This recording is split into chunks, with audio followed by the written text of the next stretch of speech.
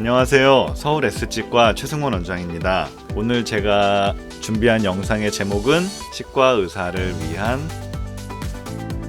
변명입니다. 내용은 우리가 어떤 보철 치료를 할지 치과에서 치료를 진행을 하잖아요. 크라운이 됐건 임플란트도 있겠고 또 틀니도 있을 수 있습니다. 이러한 치료들이 한번 치료하면은 아무래도 이제 입안에서 반복적인 힘을 받기 때문에 평생 쓸 수 있는 것은 아니고, 쓰다 보면 수명이 다해서 교체를 하고 혹은 재치료를 해야 되는 경우가 생기기도 합니다. 그러면 아무래도 이제 치료를 받으시는 환자분들 입장에서는 크라운 치료 혹은 임플란트나 틀니를 했는데 망가져서 다시 재치료를 했을 때 귀중한 시간과 돈과 또 그 고통을 감내하고 치료를 다시 받게 되니까 이제 새로 치료한 거는 또 예전처럼 잘 씹고 평생 쓸 수 있지 않을까, 이렇게 이제 생각을 하실 수 있는데요. 오늘은 이러한 부분들에 대한 제 나름의 팩트 체크 시간을 갖도록 하겠습니다. 처음에 저희 치과에 오셨던 환자분이세요. 보면 이제 위에도 틀니를 쓰셨었고 아래도 틀니를 쓰고 계셨는데, 치아들이 이게 지금 엑스레이가 되게 흐리게 보여가지고 잘 눈에 띄지는 않는데, 여기는 지금 송곳니 주변으로 뼈가 이렇게 다 녹아있는 상태였습니다. 여기만 있고 여기도 이렇게 녹아 있었고요. 위에도 보면 여기 약간 까만데 씨운니 속으로 이미 2차 충치가 깊이 진행되어 있는 상태였고, 어쨌건 이 상태에서 이제 틀니를 아프셔서 이를 뺄 거는 빼고 틀니를 다시 하게 되었는데, 일단 치료 계획은 기존에 씌워져 있던 걸 다 제거해서 살릴 수 있는 거는 최대한 살리고 안 되는 거는 발치를 하고 이제 틀니를 하기로 계획을 했습니다. 틀니라는 치료가 아무래도 남아있는 치아의 유지력을 얻고 또한 맞물리는 치아에서 균형을 얻는 타입의 이제 보철물이기 때문에, 이분은 이쪽에는 어금니가 있지만 여기 어금니가 없어서 이쪽 어금니를 수복해야 되는데, 여기까지 이걸 위해서 틀니를 하긴 그래서 이쪽은 임플란트 2개를 심어서 어금니를 만들어주고 이 어금니를 통해서 이제 틀니의 균형을 잡기로 하고 치료를 시작했습니다. 치료 중간에 찍었던 엑스레이입니다. 좌측에 임플란트를 이와 같이 심었었고 많이 상해있던 치아를 제거하고 신경치료를 했는데, 보시면 아래는 이가 송곳니에서 송곳니 다음니까지 있었는데 총 7개의 치아가 브릿지를 이용해서 걸려져 있었는데, 지금 보시면 하나만 남아있는 모습을 보실 수가 있으세요. 이런 상황이 이제 저로서는 되게 난감해지죠. 환자분은 분명히 예전 틀니 정도는 씹을 수 있겠지라고 생각을 하시겠지만, 치아가 7개 있는 상태에서 어금니만 만드는 경우와 하나만 남은 상태에서 틀니를 만들었을 때는 그 씹는 힘이랄지 이런 게 달라질 수밖에는 없어요. 근데 그런 부분들이 이제 또 막상 치료 받으시는 입장에서는 그렇게 생각하지는 않으시니까 그런 거를 납득시키는 게 참 어렵습니다. 그래서 여기서 교훈은 아프고 피나고 도저히 안 되겠다 싶을 때까지 참지 마시고요. 뭔가 좀 이상이 느껴진다 하면 바로 치료를 진행을 했으면 좋겠습니다.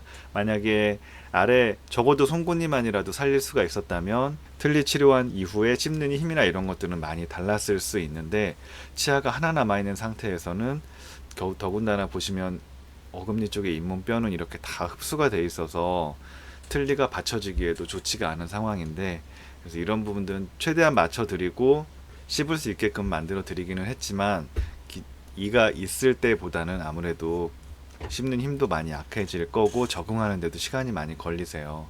그래서 이런 부분들에 대해서 제가 한번 말씀을 드리고 싶다 생각해서 이렇게 동영상을 준비했습니다.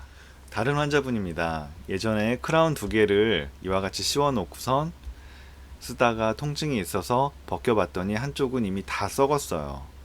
일단은 이제 다듬어서 임시치아를 했던 모습이고, 여기는 충치를 다 제거하지 않은 상태인데, 보시면 이런 건전한 치질에 비해서는 약간 말랑말랑한 느낌도 들고 썩어 있다는 걸 아실 수가 있을 거예요.